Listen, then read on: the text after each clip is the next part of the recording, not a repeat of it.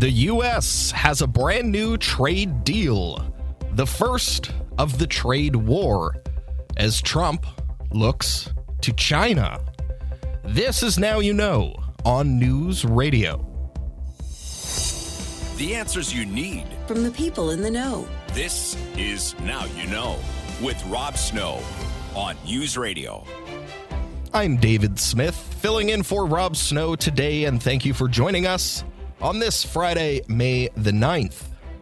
Some big developments in the trade war today, although they don't involve Canada. Prime Minister Mark Carney's successful trip to Washington this week has been upstaged a little bit, and by the United Kingdom, no less. The country whose central bank Mark Carney most recently managed has struck a new trade deal with the U.S. It's the first deal between America and a trading partner since Trump's trade war began. The UK made some concessions on agriculture and some industrial products in exchange for greater access to the U.S. auto market, and most importantly, the removal of U.S. tariffs on steel and aluminum. Making the announcement in the Oval Office, Trump hinted more deals may be on the way. This agreement with the UK is the first in a series of agreements on trade that my administration has been negotiating over the past 4 weeks. With this deal, the UK joins the United States in affirming that reciprocity and fairness is an essential and vital principle of international trade. The deal includes billions of dollars of increased market access for American exports, especially in agriculture, dramatically increasing access for American beef, ethanol, and virtually all of the products produced by our great farmers. The British government says the agreement sets a quota of 100,000 UK vehicles that can now be imported to the US at a 10% tariff rate. Before now, UK cars were tariffed at 27.5%. And Trump says this deal is good for both countries. Furthermore, in a historic step, the deal includes plans that will bring the United Kingdom into the economic security alignment with the United States. That's the first of its kind. So we have a big economic security blanket, and that's very important. And we feel very, very comfortable with that because it's been a great ally, truly one of our great allies. I mean, a lot of people say our greatest ally. I don't want to insult people by saying that, but I can say it's certainly one of our greatest and right at the top. The announcement looks like a political win for UK Prime Minister Keir Starmer, whose government has been under pressure since the US placed tariffs on UK imports. But despite this new deal, the US is still keeping a 10% baseline tariff on all products from Britain. Prime Minister Starmer joined the Trump announcement via phone in the Oval Office. Thank you, Mr. President, Donald. And this is a really fantastic, historic day in which we can announce this deal between our two great countries. And I think it's a real tribute to the history that we have of working so closely together. Can I pay tribute, Donald, to your negotiating team as well, particularly yes. Howard and Jameson, who've done an incredible job, a very professional job, and my team as well. Two negotiating teams have worked at pace now for a number of weeks to bring in this deal today. Really important deal. This is going to boost trade between and across our countries. It's going to not only protect jobs but create jobs, opening market access. A celebratory tone from both leaders, although the trade deal itself is by no means finalized. Both leaders acknowledge the final details are still to be worked out.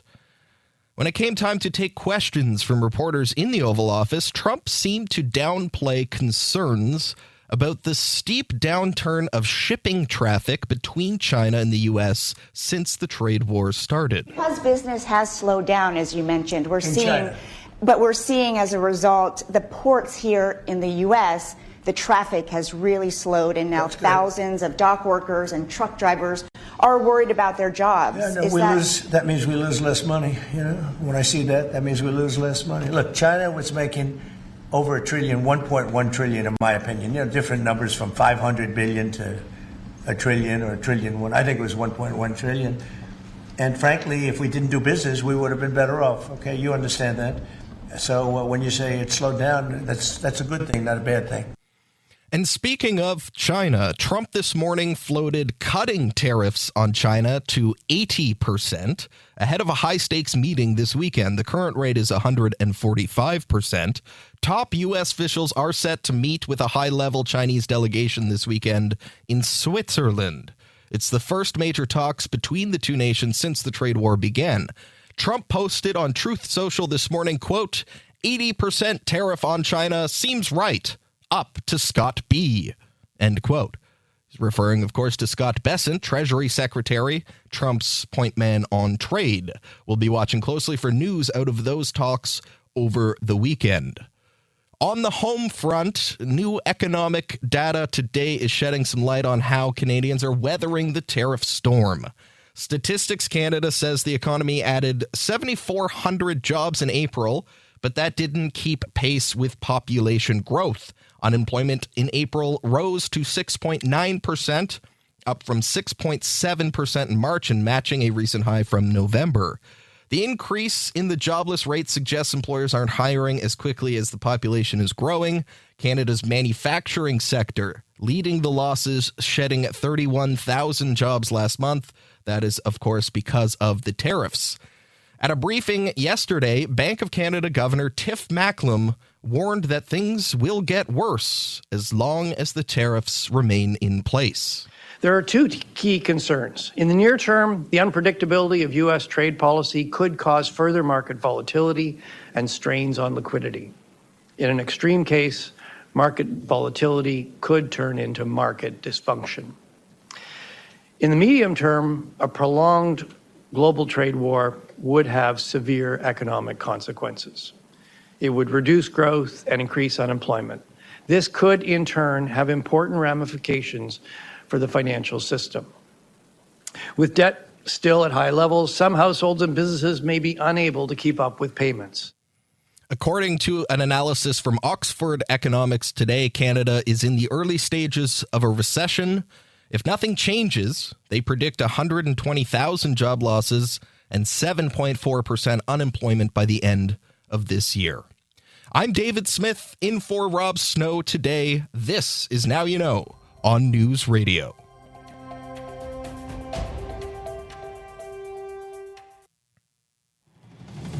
Now You Know with Rob Snow continues on News Radio. It's David Smith here, in for Rob today. Thank you for joining us.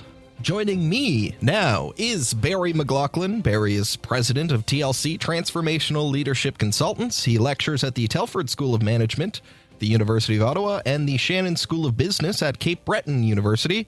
He is our expert in political communications, crisis management, branding, and leadership. And hello, Barry. How are you this week? Great, David. Good afternoon to you. Great to have you here. I'd like to start today with the Pope. Yesterday, Cardinal Robert Prevost became Pope Leo XIV and the first ever American Pope. An historic moment. Not every day you get a new Pope, and it might not happen again for some time. Pope Leo is only 69 years old. Hopefully he remains in good health and will be with us for many years to come. And Barry, you've done a lot of work over the years with the United Conference of Catholic Bishops. You posted yesterday on your Substack that you hope Pope Leo embraces the media like his predecessor, Pope Francis, did. So what do you mean by that? Why do you hope Pope Leo embraces the media? Well, first of all, today, the Pope, first of all, is a global leader by definition. I mean, billion, I don't even know the numbers, so well over 1 billion around the world. You've got to be able to communicate via media, via social media. He has been active in social media and media, so that's a really good sign. Yes, I don't think you can be a successful Pope without communicating and without communicating effectively. This is such a phenomenal thing that the Pope is actually not only an American, but of course his first language is English, and he is so connected to South America because he was really Archbishop down there. So that was amazing. I did a lot of media seminars for the United States Conference of Catholic Bishops. I think I did about 80 or plus over about a 25-year period. And, working with bishops, working with archbishops and some cardinals, you get a feel for how they truly realize that the transformation of the church, a great part of it is getting out there, engaging, listening, and communicating. And I think this is a really good sign that he is that kind of a pope. And one of the challenges that the Catholic Church is facing, of course, is declining membership, attracting or keeping people engaged with the church, I think is a good way to put it. How will a media strategy from the Vatican, from the Pope, contribute to working on that issue? Yeah, that's a great question. Of course, it's both, probably in North America, you'd say it's shrinking, but in, Africa and Asia and South America, it's hugely growing. So the whole shift has taken place and underway in the church worldwide. Yes, I've been involved in a number of media strategies for the United States Catholic Conference. I think one of the major ones that they have to do is to, make sure that they're connecting not so much politically, but on the profound issues of the day, of the poverty, of the refugee immigration kinds of issues, and to keep it out of a direct political thing, although it's inevitable, no doubt. But it's also important to raise consciousness, awareness, and social action. And I think that the popes you've seen, especially Francis, are very committed to that. And so I think that you have to be proactive, to use a word in the communications world, so that you're out there much more, not just sort of going on about theological things, so that's important, but it's really about connecting where people are in their lives and helping them through that. And I think that popes have really begun to change. Pope John Paul II, I think, was pretty profound in this area as well. So I think that this is an important part of truly being a global Catholic leader. There's no question about that. Yeah, a leader, but not a politician. It's not a political office. But when you think about the state of the world, Barry, conflict, global security, geopolitical tensions, all of these things, real world impacts, especially for the poorest in the world and the most vulnerable. What kind of role does the Pope play in that broad global equation? Yeah, it's a great question. I've just been asked that on my Substack. I think that the point here is that, it's like power is a power of influence, a power of connection, and it's global. So it truly has that kind of power. But it's a kind of power that if you try to cross a line into the world of politics, you've suddenly reversed course. You've suddenly hurt yourself because you're now becoming like another political leader. So popes, I think, are very careful. You saw even with Pope Francis on his last day on earth, he's meeting with J.D. Vance. Okay, he's the last person he met with. And part of the connection there was J.D. Vance tried to claim as a Catholic his understanding of Catholic teaching. It's about your family and your neighborhood first. You don't worry about those refugees. And he had a conversation with him on purpose to say that is actually not Catholic teaching. And that's one of the things that you'll notice, archbishops, cardinals, they don't get out there and start lecturing about individual politicians. But if a politician claims, as a Catholic, I believe Catholic teaching, they feel they have an obligation to sit down and go, I'm sorry, that is not Catholic teaching. You can say what you want, but don't claim it's Catholic teaching when it isn't. And so that's what you're seeing in a number of leaders around the world. And J.D. Vance got a little dose of that when he went to the Vatican. Yeah, great recent example to draw on there. Okay, very interesting. Thank you for your thoughts on that, Barry. We have to stop here for a short break. When we come back, we'll turn our attention to Canadian politics. I'm dying to get your take on Mark Carney's first full week on the job. That's when we come back with Barry McLoughlin. I'm David Smith in for Rob Snow. This is Now You Know on News Radio. There is no question Rob won't get answered. Now You Know with Rob Snow continues on News Radio. David Smith here in for Rob today. Thank you for joining us here on News Radio. I'm with Barry McLoughlin, President, TLC, Transformational Leadership Consultants. So, Barry, this week was Mark Carney's first full week on the job. Still, I believe, Prime Minister designate, because he hasn't actually been sworn in yet, but he had to hit the ground running, and a lot of expectations, a lot of pressure. Carney campaigned on being the man to meet the moment he sold himself to Canadians as the guy you hire to deal with a crisis. And I'm sure you were watching very closely on Tuesday when Carney met with Trump. Barry, how do you think he did? I think he did very well. I mean, he certainly met, if not exceeded, expectations. Canadians wanted him to go down there and, stand up for Canada. They also didn't want him to get into a wrangle and be Zelensky'd in the White House. They wanted him, to convey a certain, I'm the adult in the room here. And I thought he did all of that very, very well. I watched him. I think I know him well enough. I could tell when he twitches slightly when he wants to get in there. Like I could see his hand, like he wanted to move in, but he chose not to several times. Like I noticed that he was going to push back on, we don't need Canada. We don't need, you could just see him. He's just like ready to go. But he decided, if I open that door, I'm not going to be able to close it the rest of this meeting. And it's going to become an argument. So he was very wise not to do that. I think it was really an art of restraint more than anything else. He was restrained in it, but he was warm and engaging. And I think his goal was to strike a rapport with Trump. He needed to do that. Justin Trudeau basically did not. And it's not a failure in his part. They just were so different people. And Justin has to be the star of the show to a certain extent. And hey, wait a second, that's Trump's place. He's the star. So he knows how to handle him very well. I mean, if you can handle Boris Johnson in England, you can handle Donald Trump. So I thought he did a good job of that, really on all fronts. I think one of Carney's biggest challenges now moving forward will be managing the public's expectations for this whole trade negotiation. It's an acute crisis, yes, but dealing with it will take time, months, maybe even the next year, who knows. Really, the whole thing would be much easier practically and politically if Carney can keep the public on his side as much as possible. So how important will the government's communications strategy on this issue be? I think it's extremely important. You are right. You have to under-promise and over-deliver, and most failures in communications are over-promising and under-delivering. You told us you were going to fix this. It didn't happen. So I think it's really important to manage that. He's got, not only he accomplished that actually to a certain extent with Trump on getting him committed verbally. Let's get going on CUSMA round 2 negotiations here. We got to get into this. So he got that. But there's also these tariffs on autos thing, huge, and that can't wait really a year. You can't wait a year for steel and aluminum, really. You've got to do something about that. So he has a full court press ahead of him, and he's got to keep the public on side.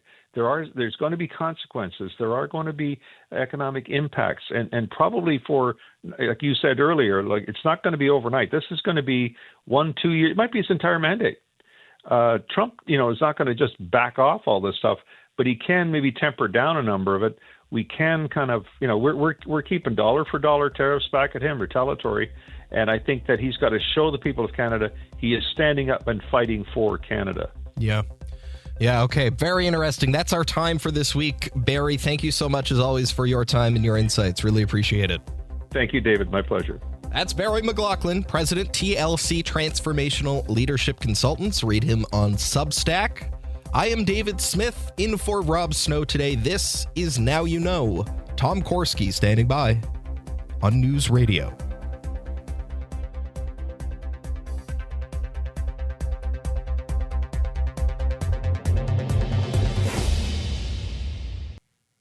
You have questions. Now You Know with Rob Snow has the answers. On News Radio. It's David Smith here, filling in for Rob today. Rob will be back on Monday. Thank you for joining us. And joining me, as he does at this time every Friday, is our great regular contributor, Tom Korski. He is the managing editor of Blacklock's Reporter, Minding Ottawa's Business. Hello, Tom. Hi, David. How are you this week? I have no complaints. Yeah, you never do. You never do. That's what I like about you. Okay, let's start with the Jasper wildfire. We're starting to get to the bottom of what role the federal government, namely Parks Canada, played in the terrible Jasper wildfire last year. There have been many accusations of forestry mismanagement contributing to that fire. And critics have largely been dismissed by the federal government at that time. Parliamentary committee meetings last fall on the issue devolved into nasty politicking about climate change. I just want to remind the listeners what some of that sounded like. This is an exchange between a Conservative MP, Dane Lloyd, and at that time, the Minister of Environment and Climate Change, Stephen Guilbeault. You've come in here, Minister, with quite a lot of bravado. You've talked about the great job that your government's done, that Jasper is the most prepared town for a fire, and yet 1/3 of the town was allowed to burn down. Nearly $1 billion worth of damage. 2,000 people are homeless. Do you have any humility, Minister? Is there any admission that your government could have done more to prevent this fire from destroying 1/3 of the town? What could you have done, Minister? It's quite ironic that your party, of all parties, would be talking about that when you oppose systematically every measure we put in place to fight climate change, or even to adapt to climate change. Yeah, nasty. So what have you learned now, Tom, about Parks Canada's forestry management around Jasper? Well, David, we see through access to information that the Parks Canada agency, and as you point out, they are the fire department, the parks manager, the whole shebang in Jasper. It's their show. They were aware after a mountain pine beetle infestation, they had over 577,000 acres, that's 500,000 acres of dead pine. And they knew that was a problem. Well, how do we know that they knew it was a problem? Because they said so. There was a vice president of Parks Canada 5 years ago. She testified, Darlene Upton, come on down. And Darlene testified at the Commons Environment Committee, I quote her accurately, obviously one of the big concerns is the dead trees. And what did they do? We see through access to information only now that they eliminated through controlled burns and cutting almost none of the 577,000 acres of dead trees. And in the year before the disastrous fire last July, there were no controlled burns to get rid of those dead trees. They left 500,000 acres of dead pine just standing there, waiting for a lightning strike to start a firestorm that would burn Jasper to the ground so they could blame climate change, which is exactly what happened. The minister you quote correctly, Guilbeault, blamed climate change. His emergency preparedness minister in the day, Harjit Sajjan, went even further. I quote him. This is unbelievable. He said, he stood as with the smoking ruins of Jasper in the background. I just want to take this opportunity to remind Canadians the impact that climate change has had on our country. Sadly, Jasper was a victim of this, he said, end of quote. Unbelievable. David, if this was in California, the liability lawyers would be swarming all over the courthouse. Do we have any idea why there were no prescribed burns or limited attempts to remove all of this standing deadwood? Is there any idea why they didn't do more about it? We presume in the period from 2020 to 2021, the pandemic may have disrupted their plans, though I don't know why that would be a risky endeavor to go out into the woods and cut down or have a prescribed burn of dead pine. But leading closer to the actual disaster, we see, even there were MPs disclosed last fall by a Conservative MP, Dan Major from Riding Mountain, Manitoba, in which the staff at Parks Canada talked about the public and political perception, their words, not mine, of forest management like having controlled burns. David, my 2 cents, they did it because no one said to get on the job and they knew there were no consequences. The town burned. MP Lloyd that you quoted, he only got one fact wrong. The insurance losses at the time were under $1 billion. Now they're $1.2 billion, according to the Insurance Bureau of Canada. This was a very expensive mistake. Number of Parks Canada managers fired to date, 0. Yeah, it's remarkable. I mean, little less than 400 buildings totally destroyed. I mean, we learned as well, Tom. You know, when this happened in Lytton, BC, that town still doesn't exist. Still hasn't been rebuilt. This story is far, far, far from over. Do you anticipate more hearings into this with the new government, or does the accountability kind of drift away. Absolutely. No, hands down. There will be MPs from the region who will bring this up. They can't wait to get some of these committee hearings back in the 45th Parliament. By the way, you are accurately characterizing the dismissive and peevish tone that was taken by officialdom when people said, wait a minute, forget climate, what about all those dead pine? There was a senator from Alberta who should have known better, excuse my blunt language, Paula Simons, in committee. She ascribed this to internet conspiracy theorists. No, Senator, talk to your own agency. Look up the figures through access to information like we did. They dropped the ball, and then they wanted to blame everybody else except the forest manager, Parks Canada. All right, very interesting. We'll keep an eye on that story as well. Thank you for that, Tom. We'll stop here just a bit early, and we'll be back with more from Tom Korski with Blacklock's reporter. I'm David Smith, in for Rob Snow today. This is Now You Know on News Radio.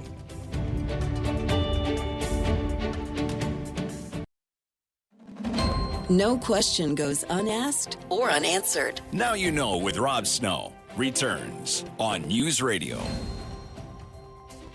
It's David Smith here in for Rob Snow today. I'm here with Tom Korski from Blacklock's reporter, Mining Ottawa's Business. All right, Tom, I want to jump down the list here to this other story about, well, it's about the conflict in the Middle East, but also about the Canadian government.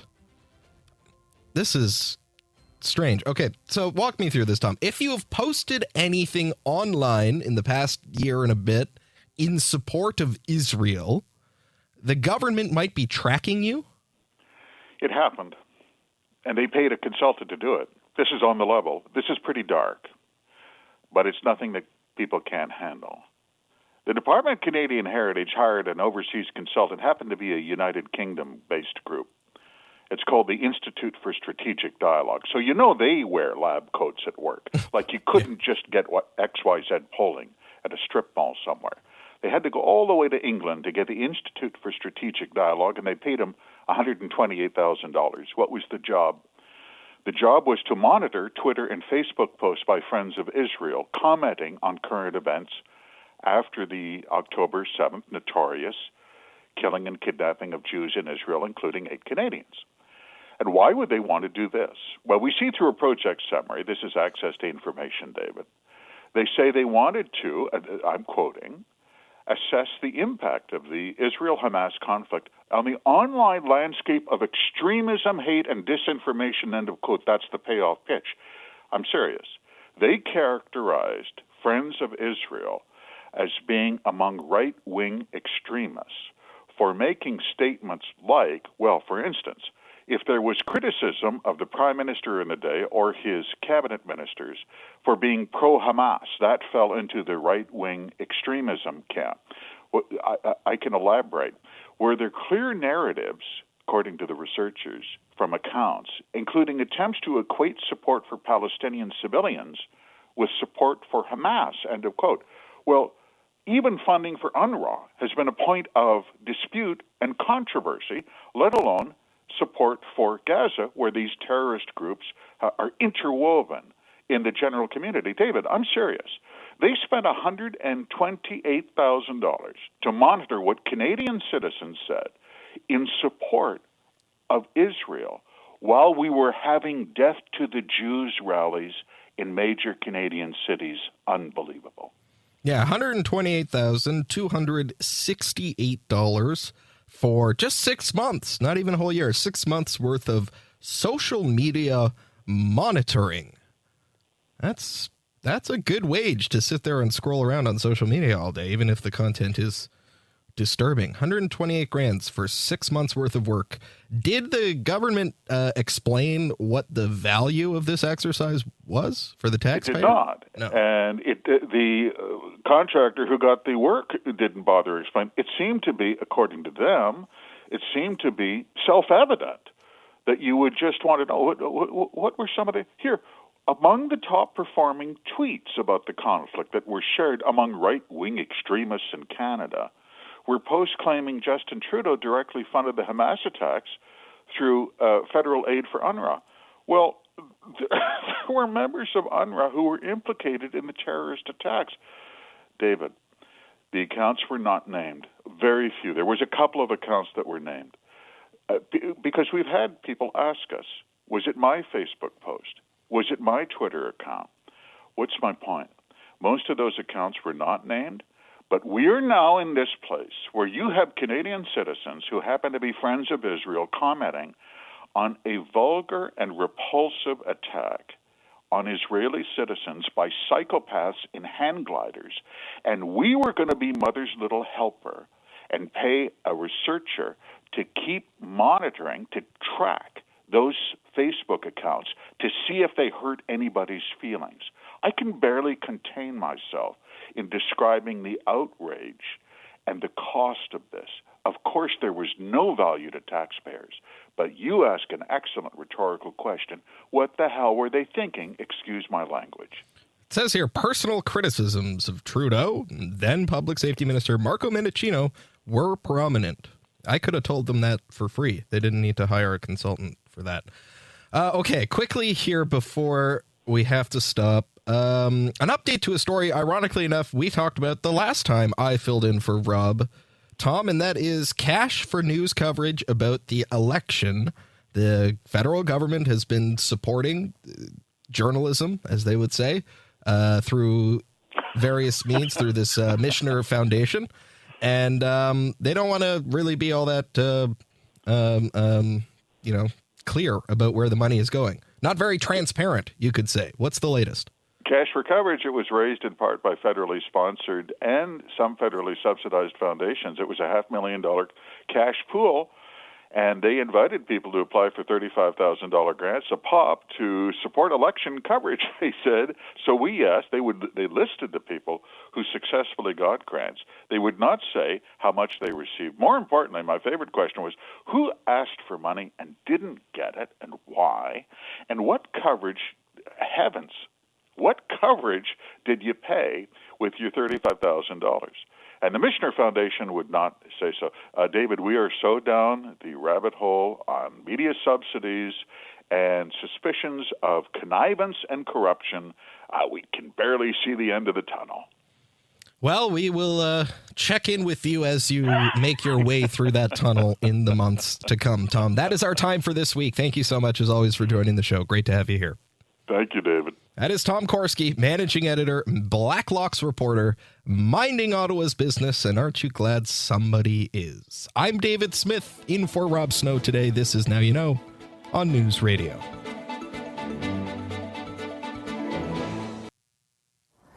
Critical thinking is not dead. Now You Know with Rob Snow Returns on News Radio. Yes, it does. I am not Rob Snow, though. It's David Smith here, in for Rob today. Thank you for joining us. Rob will be back on Monday. No need to fear. A few minutes before the top of the hour, a reminder, the Friday free-for-all Talkback will be coming up after the news. 1-833-668-2577. Phone lines will be open shortly. We have a brand new poll today on support for Western separation. This has been one of the top stories all week long after Danielle Smith's government in Alberta introduced legislation to make it easier to hold a referendum. And Saskatchewan Premier Scott Moe indicated he would be willing to see a vote in his province as well, although both premiers have been very clear. They do not personally support separating. New data from the Angus Reid Institute is giving us some insight on where the public support for separation sits in those two provinces right now. And I am happy to report, because I do not think separation would be a good idea, it doesn't appear to be approaching critical mass. At least not yet, anyway. Support for separation is pretty similar between Saskatchewan and Alberta. It's a little softer in Saskatchewan. So the top line number, 36% in Alberta and 34% in Saskatchewan. So about a third of people polled in each province say they would support, in some way, leaving Confederation. But, and this part is new information, that support, when you dig into it, is actually a little bit soft. It's not what we would call strong support. People are telling pollsters, yes, they support the idea of separation, but not all of them are dead set on it right now. Angus Reid asked people if they would definitely vote to separate or if they are leaning towards voting to separate. In Alberta, only 19% of people say they would definitely vote to separate today. 17% say they lean toward voting to leave, but they haven't quite made up their minds yet. Compare that to 52% of people in Alberta who say they would definitely vote against separation, and 8% leaning towards voting to stay. If you add up the columns, 60% of people in Alberta are either definitely against separation or leaning that way. And in Saskatchewan, it's 58%. Then there's about 6% of people who say they don't know, no opinion. So that's encouraging news, at least for those of us who don't want to see our Western friends break up with the rest of Canada. I fall into that camp. We can work it out, guys. I promise. Please don't go. But at the same time, and I'll have more to say about this as we make our way into Talkback after the top of the hour, at the same time, I do understand why Premier Smith is being, shall we say, sympathetic to the people who do want to separate. I understand all of the many reasons that go into that. I understand why people feel that way. And one of the big things driving opinion, at least driving opinion back into the column where people say they would consider voting not to separate, are things that the Premier has demanded of Ottawa, namely Bill C-69. If that were to go, and there was meaningful progress on an east-west pipeline, many people who say they would consider voting to leave say they might consider voting to stay. So that story is far from over. It's far from settled. But again, given all of the headlines and all of the news about it, when you add it up, 60% of people in Alberta say they are either definitely against separation or leaning that way. That's the very latest public opinion research on Western separation. I'm David Smith, in for Rob Snow today. The Talkback Hour coming up after the news. Friday Free for All phone lines are open now. 1-833-668-2577. This is News Radio.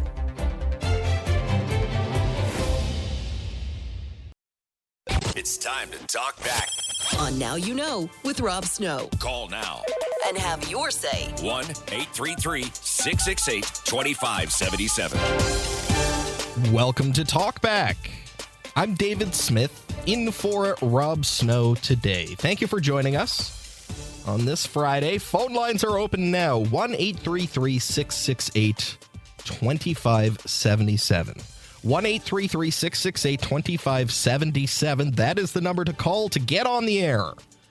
Today is Friday. That means it's the Friday Free for All. I don't have a set topic for discussion today. I'm wide open. Give me a call. We can talk about pretty much anything you like, just about anything. Usually I like to stick to topics that have been in or around the news. Maybe something you think should be in the news. Any issues you think warrant some public discussion. I am here for you. Just call now to have your say. And that's why we do this format. I could sit here and talk at you for the next 2 hours about the news and such, but I really prefer hearing from you. It's much more fun that way. At 1-833-668-2577. Some callers have called in during the news already. I love to see that. Let's get it right going here. Arnold in Calgary up first today. Hello, Arnold. You're on the air. Hi, how you doing? I'm very well today, Arnold. What's on your mind? What do you want to talk about? Well, I heard you talking about the separation thing. Yeah. And, I think Western Canada isn't represented enough in our federal government. I don't think we have enough seats compared to the population we have out west now. And I think our lives out here are dictated by what happens out there. Yeah, it's a common refrain I hear from people out there, and I understand that. I mean, this was another example of an election where the race was effectively over right after the polls closed in this part of the country, and shortly after the polls closed in Alberta, the election was over before even any of the ridings out there had been settled. So when that happens, you feel like your vote, I guess, doesn't matter as much. Yeah, for sure. And one more thing.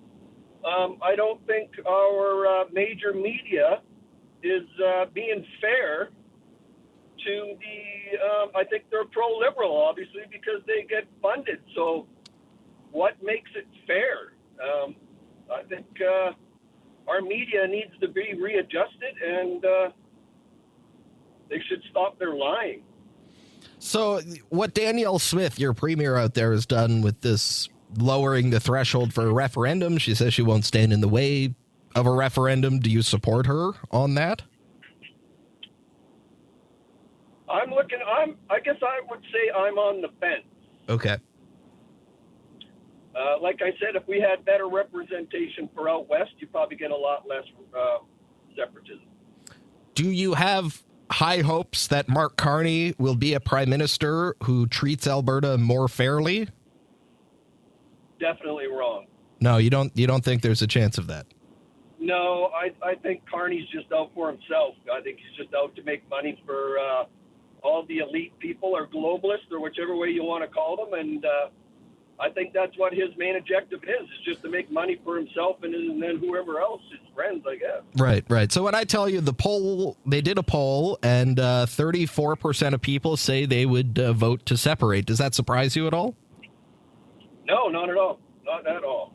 Okay. We've had this liberal government for 10, 12 years, and it's horrible. I mean, I just don't think our liberal government, they've just got the same policies. I don't know how the hell they got back in there, but it is what it is. All right. Okay, Arnold, thank you for your call today. Appreciate you weighing in. Not a problem. You have a good day. Thank you. That's Arnold in Calgary. Yep. Similar to many of the calls we've taken on that topic so far this week and last week as well. That story is far from over, certainly. Let's go next to Tom, has called from Cambridge today. Hello, Tom. You're on the air. How are we doing? I'm good. Well, I just listened to this call here, and I think that and there was something else I wanted to allude to here, but I'll talk about this one first. I think Alberta wasn't complaining too much when they were getting their heritage fund from Mr. Lougheed, who was their premier, when they were each getting almost $500 to $1,000 a month when the oil was booming back in the day. Yeah. Secondly, is that when everybody's talking separation from Canada, I guess everybody forgets what Quebec was told when they threatened to separate, that you'll have no attachment to the Canadian dollar. You will not be receiving any Canadian benefits at all. And with the Six Nations people in Alberta and around Saskatchewan, you won't be getting very much land either. So how are you going to separate, or where are you going to separate to? If you don't have a dollar, first of all, you're not going to have a Canadian dollar. You may have to come up with your own currency. So how are they going to do that? Alberta bucks, the Alberta dollar. Alberta dollar, okay, and fine. So when you're going to talk about separation, it's like a divorce. What you think you're entitled to and what you get in a divorce are two different things. My second topic I want to talk about is that I remember a certain politician complaining about the Liberals before the election and during the election that nothing was going to change just because they had a new leader. Well, the Conservatives, who are reformists, if you think about this, is that the Reform and the Alliance chose to take on the Conservative things because the Reform and the Alliance parties, when they were trying to get in power, were not received very well easternly. Yes. Because they're mostly Westerners. Yes. So now that we have Mr. Poilievre, who was a Calgarian, who did work for the Reform Party, selling Reform memberships when he started in politics 20 years ago, lost his seat in Carleton, Alberta, and Carleton, Ontario.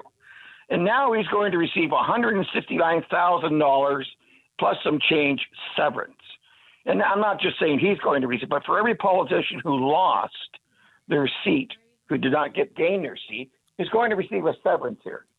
So what's going on? So why would I, as a conservative, looking at you had a 30, almost a 40% percentage lead in the polls before Mr. Carney came in. Yeah, you made a bit of a comeback here, but you lost the election. And maybe because the reason why you gained seats wasn't necessarily because of your leader, was because of the people that they voted for in the party, not because of the leader. So now if I'm sitting in Calgary or in Alberta where Mr. Poilievre wants to go with this writing, why would I want to vote for you to to get you back into the House?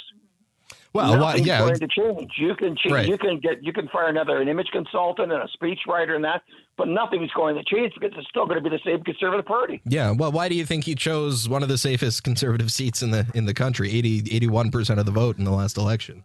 Well, exactly. Why? Exactly. But that's not to say that people may not vote for him. Yeah, it'll be interesting to see what happens. I don't think that he's at risk of losing that by-election, though. I think he'll probably win. Well, he may win. He may not win by a lot either. Let's just see that. But I think that when if we're going to say change, what's going to change about the Conservative Party and Mr. Poilievre? Because if he's going to come up with the same 3-word slogans and make everything political and that, nothing's changed. Yeah, well, he'll have to demonstrate that to party members in order to continue enjoying their support. It's an open-ended question right now, though, Tom. You've hit the nail on the head, for sure. Yeah, and I don't agree that politicians should receive a severance if they lose the election. Yeah, a lot of people don't like that. All right, listen, I got to run. We're up against the break. Very much. Thank you, Tom. Yeah, great call from Tom in Cambridge there. Yeah, a lot of people don't like how much MPs get paid. Maybe a conversation for another day. Have to stop here. Hang on the line. We'll be right back. I'm David Smith, in for Rob Snow. This is Now You Know. Talkback on News Radio. Have something on your mind you want everyone to know? Call now. Hello. 1-833-668-2577. It's Talkback on Now You Know with Rob Snow. Friday free for all. Talkback. David Smith here, in for Rob Snow today. Thank you for joining us. Let's get back to the phones. Who is up next here? It's Patrick in Nova Scotia. Hello, Patrick. You're on the air. Hello. Hello. How's it going? Patrick. Yeah, I'm good. What do you want to talk about today? What's on your mind? So specifically talking about Alberta and the forest fires that are going on. The reason I want to bring that up is that a lot of it, they say, is because of the climate change. And in fact, if you listen to the Edmonton Journal, they mention that 70% of those fires are climate change. What I want to point out is that now that even with AccuWeather, Blue Weather, the average person's able to look at the satellite imagery of Alberta. And what you see, they say 70% of those forest fires are caused by lightning strikes. Mm-hmm. But I could be wrong, but I'm looking at it. I'm not a scientist, but I'm looking at it, and I'm seeing that a lot of these fires are possibly man-made, human-made, possibly campfires that got out of control because they're not happening anywhere where there's cloud cover. I haven't been keeping a very good count of it because it just doesn't bother me that much because I'm over in Nova Scotia, but I'm just looking at it last summer. I didn't keep a good count, but I was seeing there's a lot of forest fires, but a lot of them not where there's cloud cover. And I don't think it's happening as a majority because of lightning strikes, climate change. Yeah.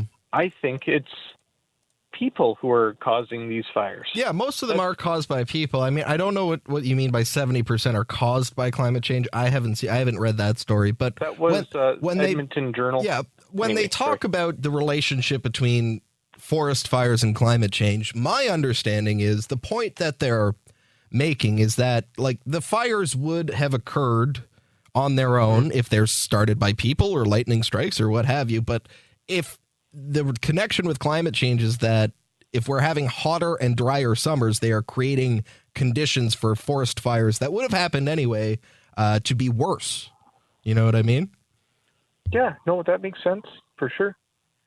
I think Yeah, I think a lot of maybe the politicians, activists, what have you, their rhetoric gets a little out of control sometimes. I totally agree with you on that. But, you know, global climate change is not causing the forest fires in the first place. It might be making them worse. I think there's an argument there. But actually, I agree the rhetoric sometimes does get a little out of control. For sure. If the forests are drier and, you know, people are out camping, then perhaps that's what it is. Yeah. Yeah. Yeah. Okay. Either way, I think this year maybe I'll keep a closer eye on it. Oh, certainly. Yeah.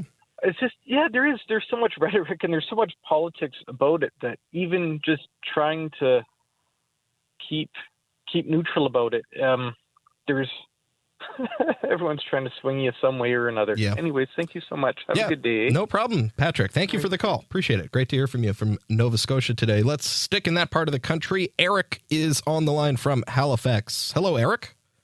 Hey, how you doing today there, David? I'm doing very well. What's on your mind?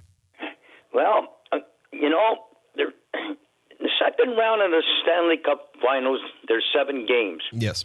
And the most important game in that final is Game 3. And that's against Toronto and Florida and Edmonton against Vegas. Vegas is playing in Edmonton.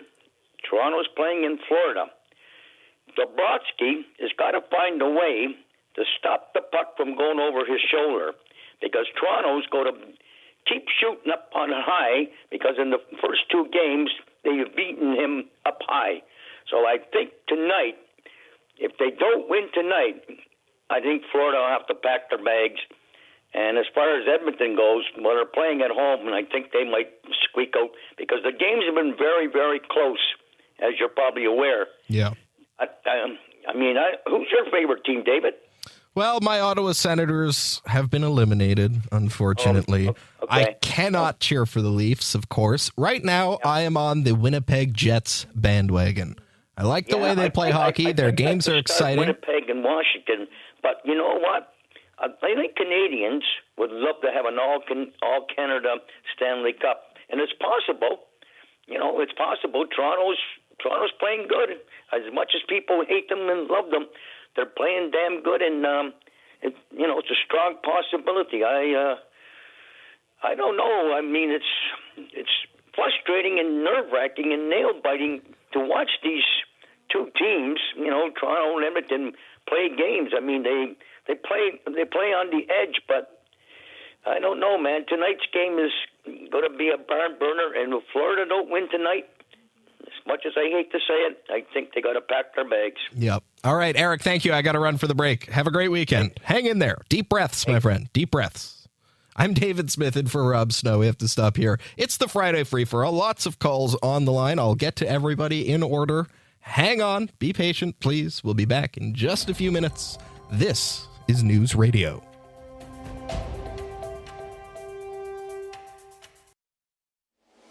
Have something on your mind you want everyone to know? Call now. Hello. 1-833-668-2577. It's Talkback on Now You Know with Rob Snow.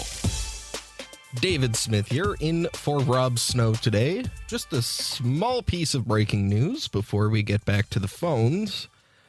It has been announced that the swearing in of Mark Carney, Prime Minister, and his new cabinet will take place on Tuesday, May 13th, next Tuesday at 10:30 a.m. at Rideau Hall here in Ottawa. They will all be sworn in by Her Excellency, the Right Honorable Mary Simon, Governor-General of Canada. Not sure how much that matters to the average person, but if you were wondering when Mark Carney's cabinet would be sworn in, it will be Tuesday morning of next week. Back to the phones. Up next is Al in southern Alberta. Hello, Al. Hello, David. What's on your mind? I wanted to see if you could, or one of your people could check. I keep hearing rumors that the Trans Mountain pipeline is running half empty. And Danielle Smith keeps whining about pipelines, and there's not, but the Pacific Ocean is the gateway to Japan, China for oil. Why aren't we filling that pipeline up? It's there. The tankers are available. Anyway, that's just wanted to get that checked out. Yeah, I have no way of doing it. Yeah, that was in the news late last week, I think. So what I can tell you is right now it is operating it's not half empty. It's 77% was the usage for 2024. And they say that's because they are still ramping up capacity. At least that's what the Crown Corporation says. So they expect it to be full by the start of 2027. It has the ability to transport 890,000 barrels per day. Last year, it was doing 77% of that. Oh, okay. I never saw that report, but anyway. Yeah. So the CEO of Trans Mountain has stated supply levels are the main factor, according to a CBC report. As oil supply increases, the pipeline utilization is expected to reach full capacity. So it's just a ramping up of production, I guess you could say. Yeah. Well, I'm glad to see you're using what's there anyway. Okay. Okay, thank you much. No problem. Al, let's take a quick call as well from Robert in Cambridge. Hello, Robert. What's on your mind? How are you? I'm good. Good. You know, I was listening to a number of earlier callers talking about separation from Alberta. I'm in Cambridge, so obviously an Easterner that looks at it with an open mind. I don't think it's going to be that difficult. People keep saying it's so difficult, so difficult. Well, I think the difficulty lies upon who is courting you. It's no different than a divorce. If you have no money, but you're now being courted by a person that's got extreme amounts of money, what happens in your last relationship isn't going to matter as much when you're closing it off. I think what people are forgetting with Quebec, they went to France back in separation time, and France said, nope, you're not using the franc. And so they were stuck into a corner. Alberta is going to be wooed very quickly by the United States of America. And I got news for you. The U.S. dollar is not a problem when you're being wooed by such a potential person that's looking to pick you up. So a lot of things can be held real quickly when it comes to money. And they have the money to make it happen for Alberta. So I think we all need to make a little footnote in our heads about being so arrogant out here going, well, you know, too bad. They liked it when back in the old days they got this. I got news for you. We're listening to all the experts today. These are the same experts that gutted Ontario from manufacturing. I got you. We're right up against the news. I got you, Robert. Thank you. Thank you for the call. Have something on your mind you want everyone to know? Call now. Hello. 1-833-668-2577. It's Talkback on Now You Know with Rob Snow. I'll tell you who else has noticed all of the news about Alberta separatism. David Smith here, in for Rob Snow. One line available, 1-833-668-2577. I'll tell you who else has noticed all of the news about Alberta separatism, and that is Fox News. It takes a lot for Americans to note domestic affairs in Canada, a pretty inward-looking country, but the separatism story has broken into the zeitgeist south of the border. On Wednesday, after Trump's meeting with Mark Carney, Fox News personality Jeanine Pirro brought up separatism on a panel show. And she thinks it's connected to trade negotiations. And she thinks Trump is paying attention. Listen to this. And I think that President Trump is sensing weakness, and I think he smells blood. Recently, there has been an attempt by a few of the provinces in Canada to secede. The provinces that want to succeed are Alberta, Quebec, and I think there's another one. These are the largest oil producers in Canada. So if there is a sense in Canada that, you know, the people aren't happy, the provinces that have talked about seceding are saying that the Canadian federal government is not concerned about them, it may be that Trump is sensing this and he's going to target them, and that all of this is just kind of, you know, like another discussion, but it's really about those places that want to secede. So, you know, typically ignorant American take there, suggesting that Quebec separatism is somehow new in the result of economic anxiety. Of course, not accurate, but maybe not so far off in the case of Alberta.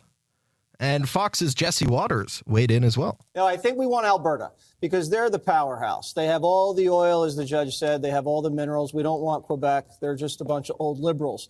They're also conservative in Alberta. So it's not a great, beautiful line like what you'd see would just kind of look like a big Florida that would shoot up north, but it would give us access to the Arctic.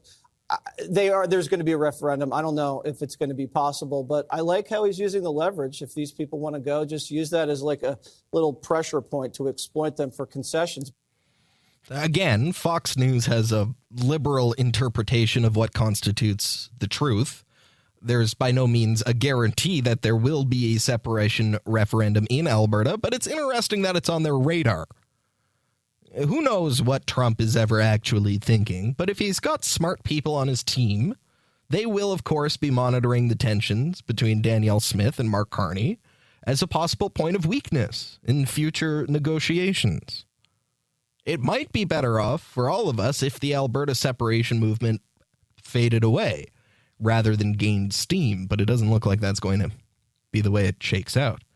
Should Danielle Smith be doing more to discourage it? She's come under fierce criticism for not doing more to discourage separation. 1-833-668-2577. Friday Free for All Talkback. Gordon has called in from east of Calgary. First-time caller. Hello, Gordon. What's on your mind? Well, two things. One thing, if Mark Carney was smart and wanted to keep this country together, he should get a few people from the Conservative government in his cabinet. Okay. And that would kind of ease a few things. And another thing is, whenever there's a trade war with China because of the automotive industry, like 100% tariff on electric cars, guess who gets dumped on? Western Canadian farmers. Oh, tariff our cars, we'll tariff your canola and your peas and your wheat. What happens? Nothing. If the cars were that bad, let the consumer choose which electric vehicle they want. American made or Chinese. Yeah, and this is something that I've learned about recently, and it's not necessarily prominent in the news coverage about that issue, but you're totally right. When the Trudeau government brought in those tariffs on EVs to protect their massive gamble on basically creating an EV supply chain out of nothing in Ontario, the retaliation from China didn't affect Ontario really at all, but it affected canola croppers in Saskatchewan and peas and other exports, wheat, as you mentioned. So you have a situation where the government's playing protectionism for an important industry in Ontario, in vote-rich Ontario, but without saying anything about the impacts that it has on Westerners. You're totally right, Gordon. That's a very fair point to make. And another thing, too, when Americans have their tariff war and all that stuff and they get shut out, Uncle Sam comes up with a whole whack of money for the farmers that have been affected. Yep. We get nothing from the federal government. Yeah, I don't know enough about it to weigh in on that. I do know the Americans subsidize their farmers very heavily. I'm not sure how much of that is true in Canada, but yeah, your point is made. One of the many things that adds to this feeling of alienation out there, right? It is, yeah. Okay, Gordon, thank you for your call. Interesting thoughts today. I appreciate it. That's Gordon in Alberta. All right, hang on the line. We're just coming up to the break here. 2 lines available now, 1-833-668-2577. We can talk about that, talk about anything that's on your mind. It's the Friday Free-for-All. That's how we roll. I'm David Smith, in for Rob Snow. We'll be back right after this. You're listening to News Radio.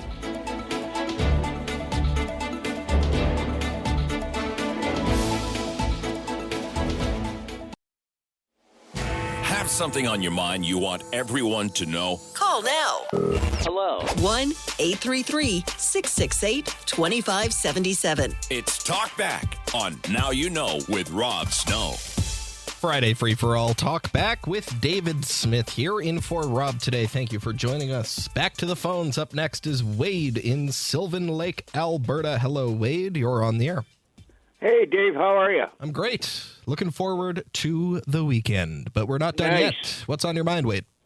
Well, there's so much, but after all the scandals and the wasting of billions of our taxpayers' dollars by Trudeau, who was being advised by Carney to try to destroy Alberta, and now they're working on Saskatchewan with the Chinese. Carney, I don't know what people didn't see. Carney's got the same people standing behind him that Trudeau had, and he's a liar, and he's greedy, and he's evil. I don't know if we can call him evil. Stephen I mean, Guilbeault, you can disagree with him, but I don't know if I would call the man evil just because he's a successful businessman. Okay. So Stephen Guilbeault allowed Jasper to burn, which also caused a 24-year-old young man to lose his life. And Guilbeault should have been fired. But was he? Absolutely not. No, we can agree on that. Yep, Guilbeault should have been fired. So, I mean, at minimum, Wade, I think if Mark Carney would remove Stephen Guilbeault from cabinet, would that not send a message that he at least is serious about trying to mend fences with Alberta? Well, I'm not sure because he also didn't he make him the lieutenant of Quebec as well? He did, yes. Yeah. But that was before the election. He'll have a brand new cabinet as of Tuesday next week, so he could send a signal. About that. Yeah.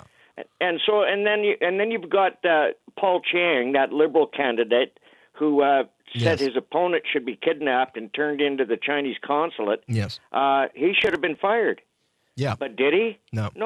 No. He just let him to keep going until the guy finally got embarrassed enough that he stepped down himself.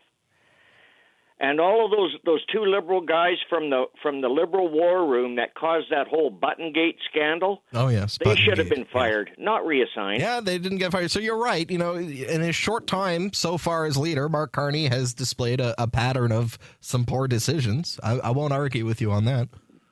And he stashed that Brookfield money is stashed in Bermuda and the Isle of Man. And when he gets asked about it, he comes up with this word salad about tax stuff because we're he too doesn't like it to when they understand how ask that him works. about it. He doesn't like answering questions about that. That's for sure, and that's probably because it's kind of an indefensible practice as a politician. As a businessman, I understand that's how business gets done, but it's hard for him to pretend that he cares about Canadian business when he ran a multinational firm that avoided paying taxes in Canada. Yeah, and the gun grab is the first step to communism, right? Well, yeah, I'm not a fan of that policy. I don't agree with you that we're on a slippery slope to communism. But all right, so Mark Carney's first full week in office, Wade, what grade would you give him? Well, 0. He sat there and let Trump yak away, and all he could say was he spewed a few words out of his mouth. Canada's not for sale. And he's probably lying because he's probably already got half of it sold to China. All right, Wade. I got to move along. Thank you for your call today. Right. Appreciate it. That's Wade in Sylvan Lake. Noted critic of the Liberal Party of Canada, Wade in Sylvan Lake. Not much Mark Carney can do to appeal to Wade. We know that. David Smith here in for Rob Snow. Let's keep it going. In Calgary, Alberta, we have Mike. Hello, Mike. You're on the air. Excellent. Don't have much time, but I think main thing that Premier Smith should have said too was the Senate has to be changed because that's where power is. And for example, like how absolutely unfair it is that BC, Alberta, Saskatchewan, and Manitoba have 6 seats each, which equals 24. And that's how much, and with a population of 13.5 to 14 million people. And Quebec has 24 seats with about 9 million people. Ontario has 15.5 million, 24. But then look at this, like PEI, 170,000 people, they have 4 seats. Yeah. Newfoundland has 6 seats with 500,000. Yeah, I've seen people raise this issue online as well. Yeah, like why does Nova Scotia have so many seats? In the East, Ontario and East, and that's why they could just say, screw you. That's why they said, you don't matter. We do whatever we want, and we'll screw you guys over because you have no power because it's been set up that way from the beginning. And I wish Trump should just come down his plane to whatever, Alberta and BC, Alberta and Saskatchewan, and say, in the U.S., every state is treated equal in the Senate. Each state gets 2 people. Yep.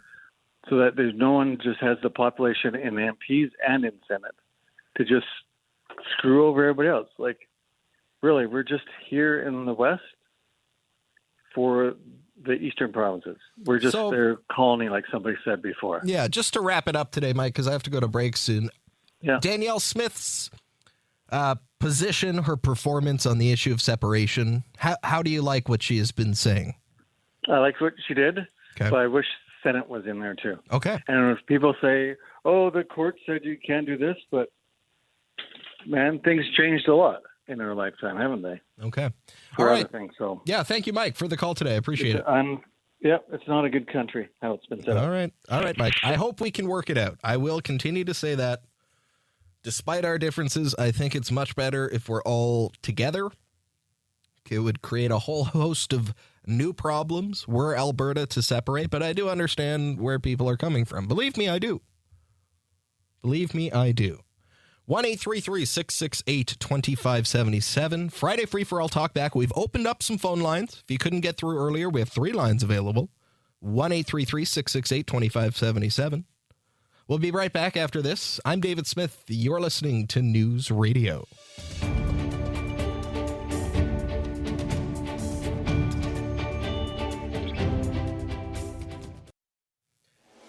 Have something on your mind you want everyone to know? Call now. Hello. 1-833-668-2577. It's Talkback on Now You Know with Rob Snow. Friday Free for All. David Smith here in for Rob Snow today. Thank you for joining us. Back to the phones. Up next, we have Alan in Lethbridge. Hello, Alan. You're on the air.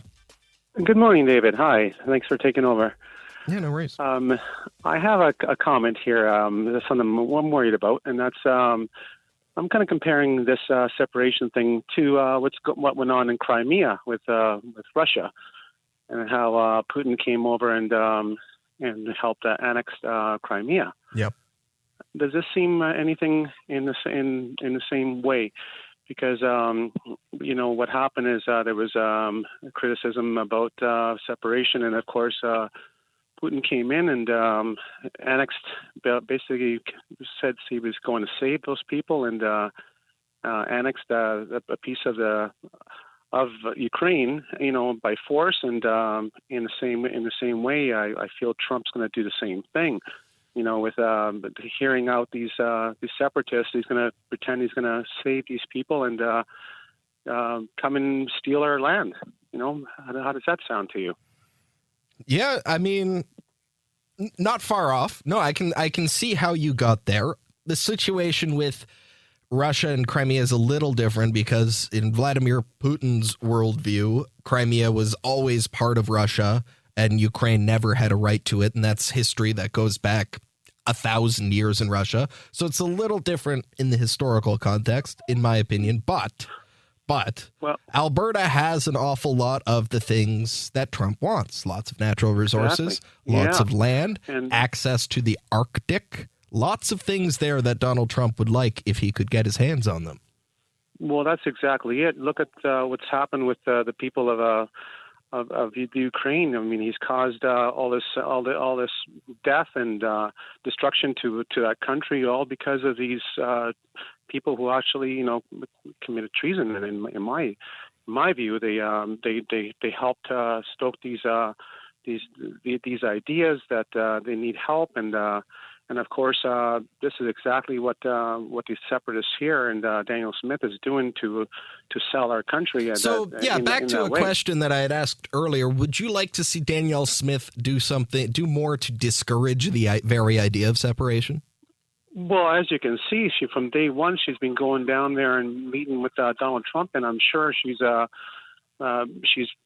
taking out some kind of a plan for him to come up here and save Alberta. Supposedly, this to me is she's definitely getting this plan on the go to have a guy like that come up here with his army. Is like Ukraine had no army before this happened, and if it wasn't for those brave people that stood up and are holding on to what's left of it, this is exactly what she's starting here. This destruction of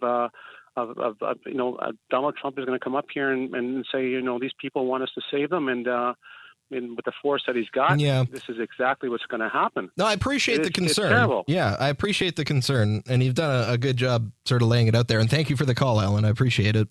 Where I would see this situation a little differently is that, America, despite its faults, is still a free country. They have freedom of the press. They have elections, etc. I like to think the American people would not stand for Donald Trump invading Canada. I would like to think that, right? Whereas in the case of Russia invading Ukraine, because Vladimir Putin is a dictator, controls the media, controls the information flow and everything, a lot of people in Russia aren't all that upset about the war in Ukraine simply because they don't really know what's going on, because they exist in an information vacuum. So that's the difference. But I can see the comparison on a surface level. The comparison can be made. It's very concerning for some people, including people in Alberta, like Alan. Thank you for that call, Alan from Lethbridge. Coming up to the top of the hour, I'm David Smith, in for Rob Snow today. A whole hour of Talkback is still ahead. We have 3 lines available. 1-833-668-2577. We'll pick it right up after the latest breaking news. You're listening to News Radio.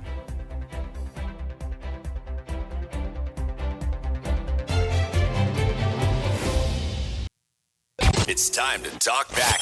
On Now You Know with Rob Snow. Call now And have your say. 1-833-668-2577. Welcome back to Talkback. It's David Smith here in for Rob. Second half of Talkback today, a whole other hour to hear from you. Share your opinions on the news of the day. Friday Free For All, we're wide open on topics. I will introduce just one more, though. A question that was on my mind that I wouldn't mind hearing some stories about. The trade war, of course, still the biggest story in the world and in Canada. And I have a question about the tariffs for you. And maybe nobody will call, but maybe people will. I'll just throw this out there. Is anybody feeling the tariffs yet? I understand there are hundreds of workers in some sectors who have been laid off, mostly in Ontario and Quebec and car plants and steel plants. And my heart goes out to those people. It really does. I hope they are back to work very soon. But outside of layoffs, are you experiencing the trade war? Are you noticing things getting more expensive? If you run a business, is it affecting you? Are you having issues, losing money? That sort of thing. 1-833-668-2577. Phone lines have filled right back up. So that's enough for me. Let's get back to you. Andrew in Calgary. Hello, Andrew. You're on the air. Hey, how you doing today? I'm good. What's on your mind? Well, something that piqued my interest a couple of years ago now, and I've been noticing it more and more. This is about personal privacy. And so these days you walk into Walmart and there's a camera at the front door and it watches you walk in and it watches you leave. And they've got 50 or 60 of them in the ceiling and watches you all around the whole store. Yeah. But now I've seen them more and more at checkout, at point of sale. Okay. And there's a camera there as you're entering your banking equipment. So it's getting facial recognition information with your banking stuff going into the same machine. Yeah. And now I'm seeing it. I saw it at the post office on the handheld device. There's a tiny little camera. And it kind of made me a little nervous. I don't know why this is other than, security, but is it being stored? What are they doing with it? What assurances do we have? And I tried covering up that little camera and it would not let me complete the transaction. Really? So now, okay. I'm concerned about this whole thing and where's it going to go? And has anybody else noticed? And who do I talk to about it? Well, listen, I haven't given it much thought. That's certainly an interesting observation you bring up. Canada has privacy laws that the government enforces. We have a privacy commissioner. You could send them an email. You could give them a call, ask them. They're the privacy people, privacy commissioner of Canada. But it's an interesting point in our increasingly digital world. There was a great column in the Globe and Mail earlier this week about the pitfalls of an increasingly cashless society, kind of along the same lines. We become more vulnerable the more we rely on this technology. What if we get to a place in the world where facial recognition is required to verify your payment information? You don't even have a PIN number anymore. It's just done by facial recognition. That seems kind of crazy to me, but is that the path that we're on, I don't know. I don't know. And with all the hackers nowadays and people getting their information stolen and identity theft, it was just something that got me worried, and I thought I'd put it out there, and maybe somebody else has some thoughts. All right, Andrew, that's why we do this format. Very interesting today. Thank you. Appreciate the call. Yeah, I'll think about that, and I'll do some research, see what's been in the news lately. Very interesting topic. Privacy. Canada does have a privacy commissioner. They enforce the privacy laws. So if you maybe on their website, you might find some information to put your mind at rest. I'm not sure. I haven't looked into it too much. Next up, we have Minetta. I hope I'm saying that right. Minetta in Calgary. You're on the air. Hi there. How are you doing today? I'm very good. Very good. What's on your mind today? Well, I know I'm beating a dead horse here, but I feel that our fellow Canadians do not do enough research before we all step up and complain and accuse. And towards the Danielle Smith type of thing, what's been going on and how many people are accusing her of being a traitor and trying to sell us out and whatnot. But I mean, the bottom line is the reason why she did what she did is that we didn't have leadership in the country that was going to do what she did. And that's who should have been doing it. And this whole separatism movement that I'm hearing about, a couple of people saying that she's pro. Well, maybe they should listen to the address that she just recently did to our province, where she states specifically that she is not, as a matter of fact, she is against separation, but she will do what her people would like her to do. So I look at that and go, okay, why aren't you doing your research before you complain? As I guess is where I'm at. Yeah, it's a good point, and I can only control my own actions. I did mention before the news in previous hour of the program, both Danielle Smith and Scott Moe have been crystal clear they personally do not support separation, but the criticism comes from them not discouraging it, not disavowing it. Danielle Smith certainly sympathetic to why people are feeling that way, and some people don't like that. That's where she's being criticized from. But it sounds like you have no problem with what you heard from your premier during that address earlier this week. No, my only problem is the fact that with all of and I'm not saying that Trump is not a person to be aware of, he is, but so many people jumped all over this tariff war, but none of them were standing up against the carbon costs that we've been dealing with for the last, how many years, and we voted, I didn't, but the country voted in someone who started this, and that's where our costs are going. I mean, I haven't been seeing the cost of the 25% tariff or 10% tariff, but I sure as heck have been seeing the cost of carbon tax, and it's going to continue. They're just switching it to the industrial. Yeah. And if they're going there, well, they have to push that money somewhere. So who's going to pay for it? Yeah. So along with the people that are actually, they sit back and they want all these social programs and whatnot. Well, the government should be run the same as our house. Would you turn around, if you were broke, would you take your credit card out and start handing out money to your kids for their allowance when you don't have it? It's just, they wouldn't do it. Yet our country is being run this way. Yeah, all good points, Minetta. All good points. Food for thought. I have to run for our break, but thank you for your call today. I really appreciate it. Take care. Bye-bye. That's Minetta in Calgary. Yeah, food for thought there. Alberta separation, we can talk that. It's not beating a dead horse. And I am concerned about some of the commentary I see in media here in Ottawa, in the GTA. I'm concerned about the voices that have the largest platforms dismissing how people are feeling in Alberta, because I don't think it should be dismissed. Should not be dismissive about these problems. Weren't dismissive when it was Quebec in the 90s. We were not dismissive then, nor should we be now. I'm David Smith in for Rob Snow. We'll get back to the phones in just a few moments. A short break. This is News Radio.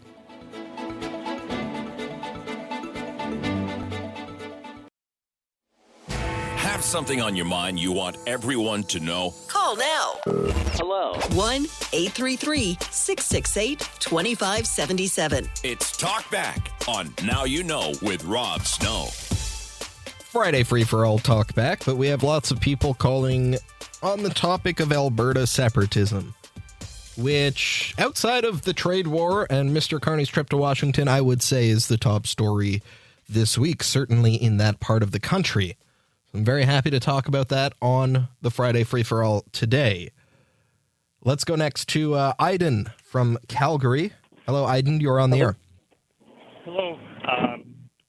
Hi, David. I wanted to comment on the previous caller's who said something about separation of Crimea, because I'm actually from Ukraine. I moved to Canada in 2013, and I can say for sure that this is a totally different topic. Totally different. Okay, why is that? Yeah.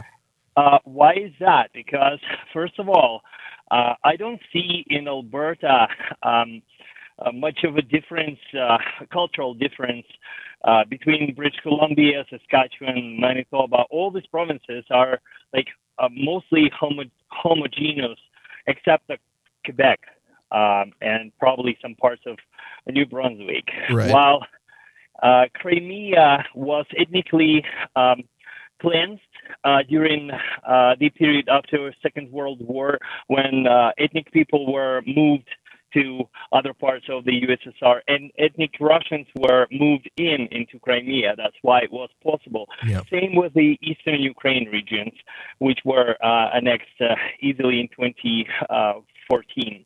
Yeah. So in Alberta, it is like, I cannot fathom it. However, it's very popular idea among the people I'm working with, and I'm talking to, like, my neighbors and friends. So it's a very contentious topic. But how do you feel about it? How do you feel that you're Ukrainian, and Ukraine is a country which has been torn apart and remade and subject to subjugation by Russia all throughout its history? Very resilient people. I have a lot of admiration for the Ukrainians. How do you feel about this push for separation in Alberta? I don't think that this is a good idea, but in the same time, I have a very conflicting ideas about existing in the same country with Quebec. I think Quebec will be better if they will go, and the rest of English-speaking Canada will be also better off. It's just, it's impossible to build a culture based on two languages. It's failing in Ukraine. It's failing everywhere. It's just I don't know how to build a fairer Canada for everyone here. That's why this idea of Alberta separation is so popular. Very interesting. I really appreciate your call today. Thank you so much. Thank you. Bye. Very interesting. I can understand why he would feel that way. In Ukraine, that's been the tension for hundreds of years.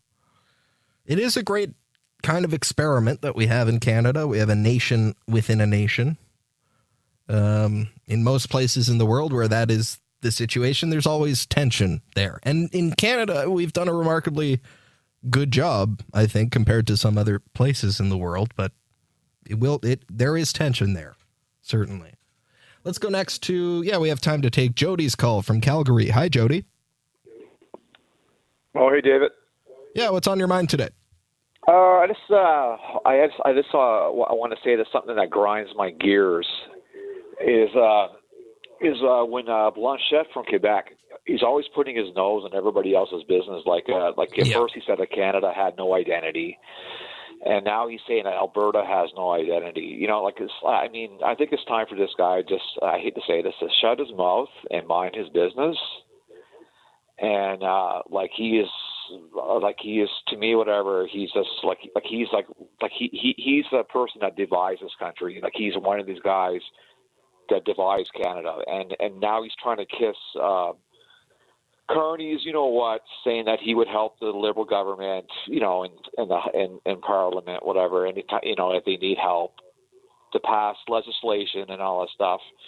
It just grinds my gears that some of these people, they're politicians. Yeah, I am no big fan of Mr. Blanchette, and thank you for the call, Jody. I need to run for the break, but I'm glad you brought that up. I'll even play the audio when we come back from the break. Very divisive. And this is the problem with the Bloc Québécois. A lot of people out west, I understand it's hard for you to wrap your heads around how the Bloc Québécois is even allowed to exist. It's a product of the unique nature of Quebec. When they are the third most powerful party in Parliament, in my own opinion, their influence over national politics is outsized. And I can understand why what he said this week would make a lot of Albertans very angry. and I'll play the clip for you when we come back, but we have to stop here for a short break. I'm David Smith, in for Rob Snow. This is News Radio. Have something on your mind you want everyone to know? Call now. Hello. 1-833-668-2577. It's Talkback on Now You Know with Rob Snow.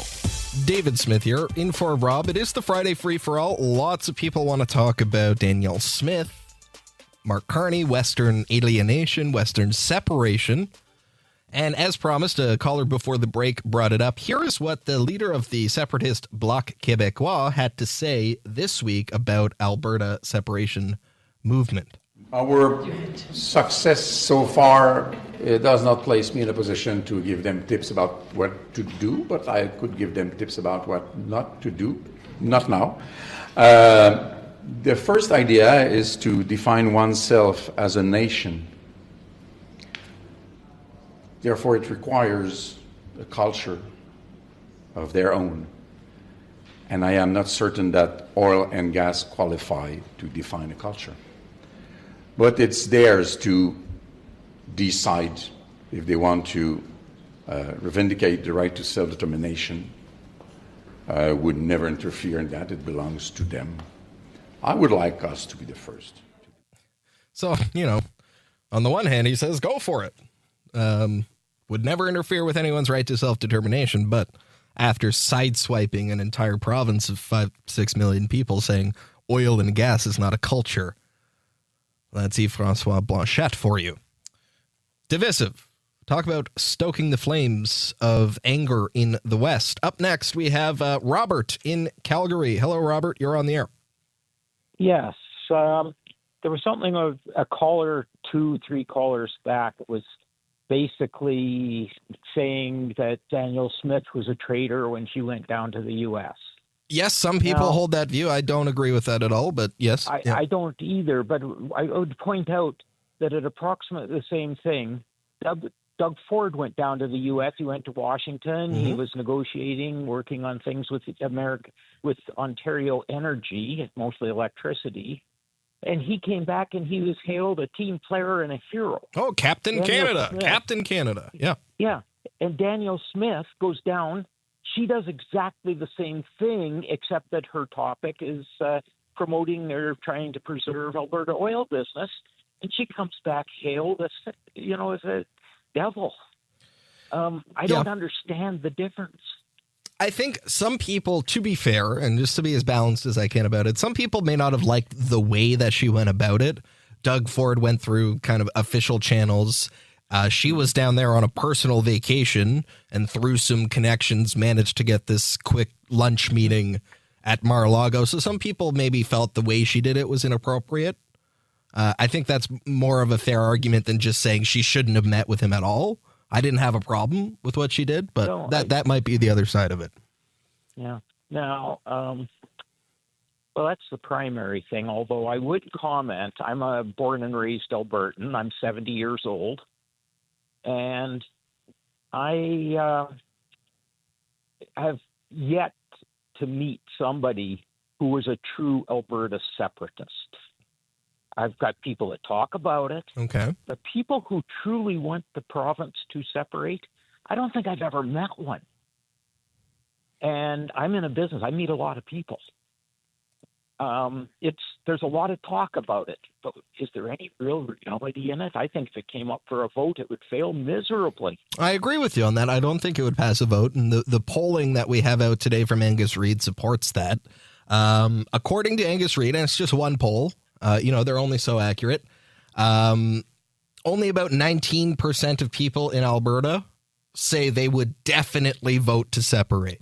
So if there are true separatists out there, it's only about 19% of the population.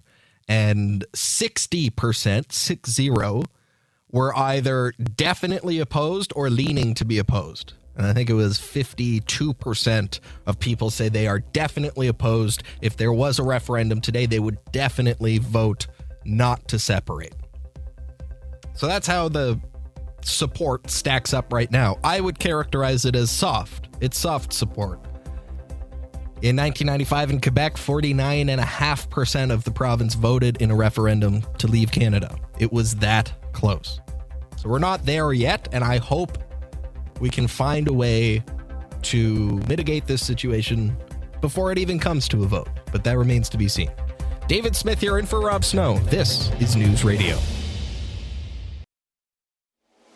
Have something on your mind you want everyone to know? Call now. Hello. 1-833-668-2577. It's Talkback on Now You Know with Rob Snow. Speaking of separation, it's David Smith here in for Rob today. Friday free for all Talkback, but so far most of the callers have wanted to talk about Alberta separatism, which doesn't surprise me. It's a serious, concerning issue. Do you feel like Danielle Smith should be doing more to discourage the separatists? She has said clearly she doesn't support separation, but she was awfully sympathetic to the cause this week. And I know that here in Ontario, where most people frankly understand very little about Alberta, Danielle Smith has been criticized for not taking a stronger stance against separatism.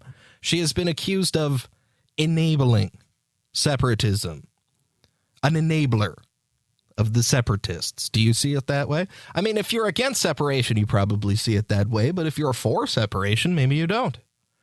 Maybe you're somewhere in the middle. I think the idea is kind of nuts myself. I don't see how it would work out well for Alberta. In the 90s, when Quebec got real close to separating, it was real bad for the economy. Companies left and never came back, and so did people. But, like Danielle Smith, I too understand what's driving the separatist sentiment. I do see how Alberta was treated badly by the Trudeau government, especially after 2019. If the Trudeau government had put a cap on Ontario's auto sector, or Quebec's concrete industry, or forestry in BC, if the Liberals had said to the tech giants in Ottawa or Kitchener or Toronto, hey, we're putting a special tax on the sale of computer software and AI products, there would have been hell to pay politically. But when the emissions cap for the oil and gas sector came, it was shrugged off or even celebrated by many people outside Alberta and Saskatchewan. So I get it. I do.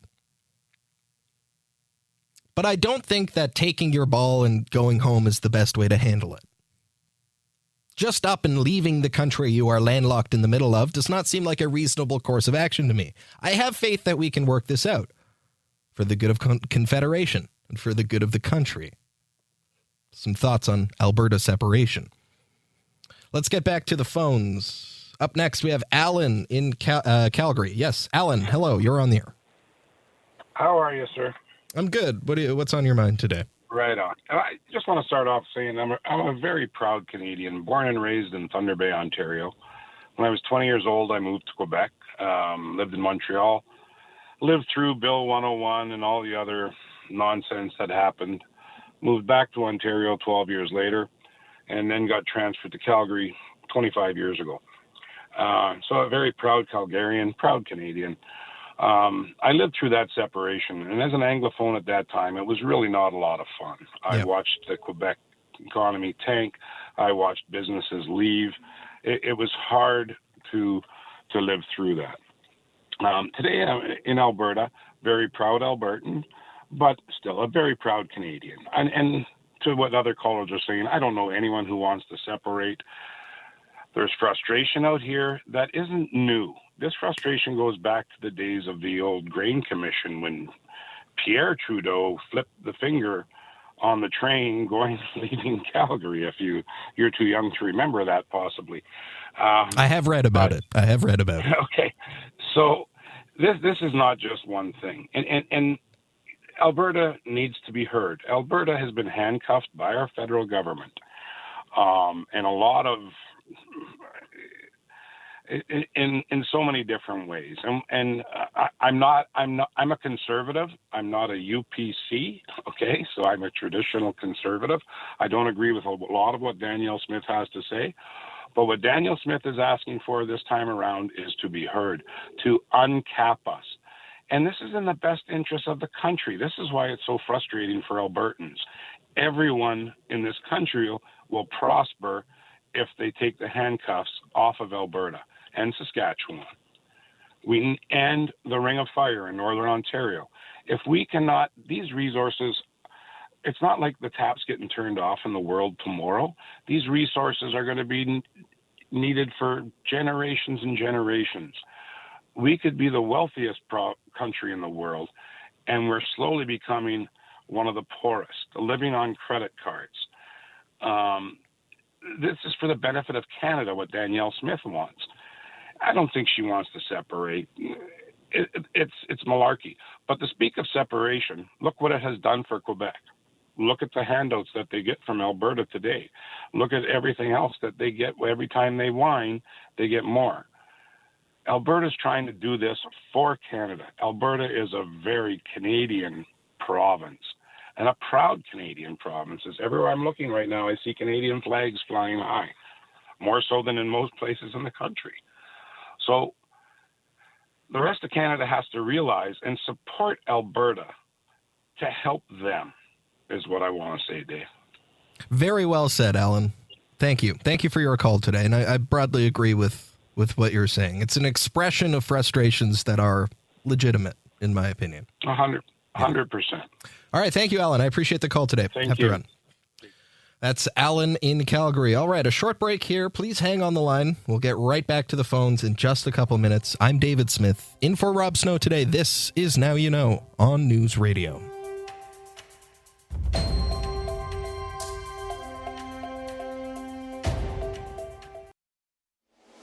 Have something on your mind you want everyone to know? Call now. Hello. 1-833-668-2577. It's Talkback on Now You Know with Rob Snow.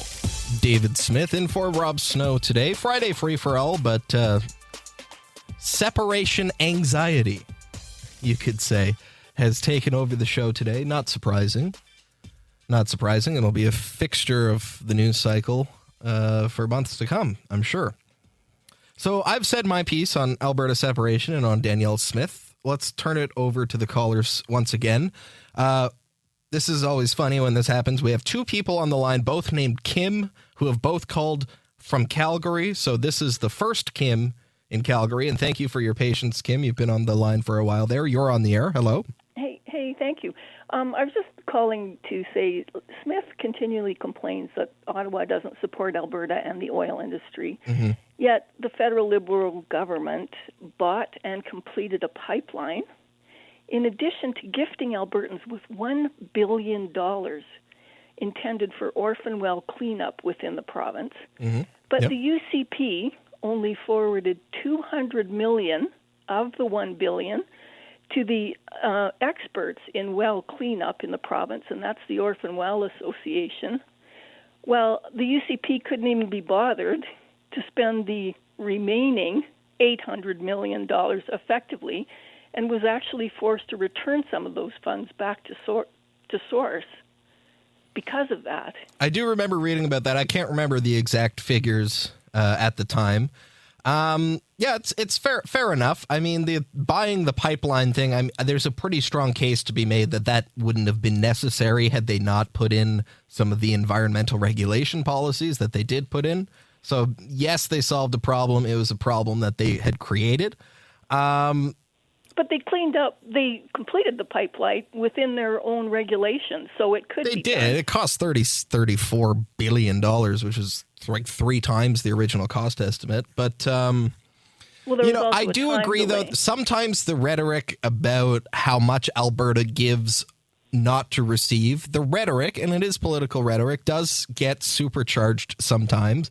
Alberta, yes, doesn't receive equalization payments, but oil and gas companies are the beneficiaries of lots of federal government subsidies. That's another point that that she doesn't bring up when she speaks about those things. So on the idea of separation, Kim, on Danielle Smith's tone, what do you think about what you heard from her this week? Oh, I can't even listen to her for a full broadcast because I don't know. In fact, I live in one of the ridings in Calgary that voted Liberal.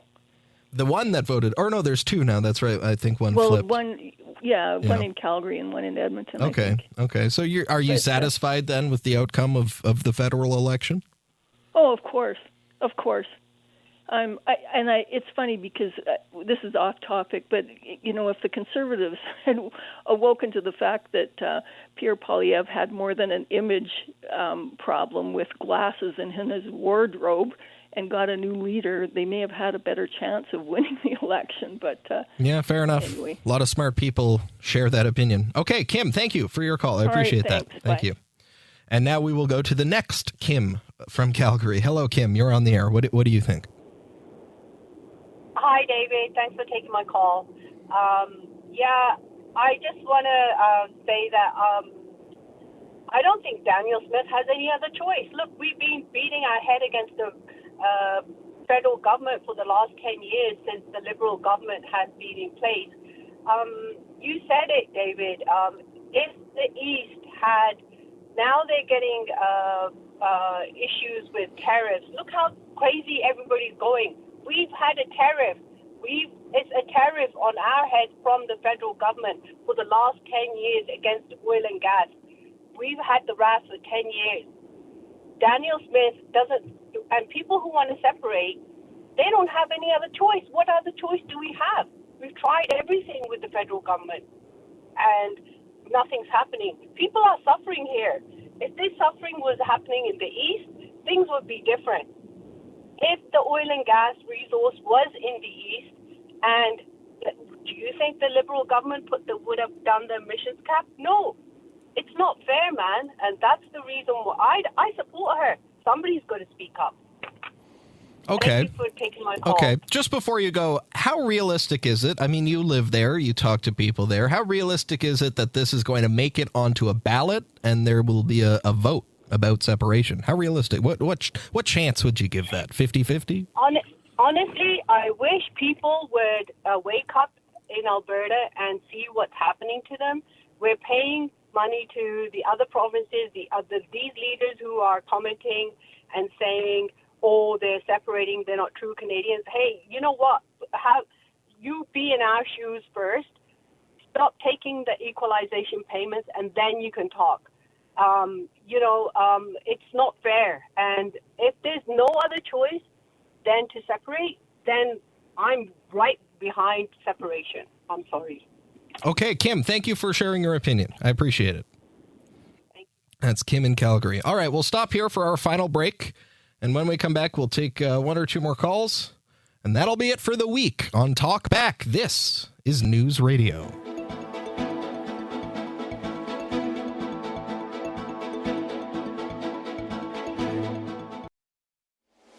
Have something on your mind you want everyone to know? Call now. Hello. 1-833-668-2577. It's Talkback on Now You Know with Rob Snow. Yeah, David Smith here in for Rob today, winding down Talkback for the week. Lots of calls about Alberta separatism, about how Danielle Smith, the premier, is handling that file.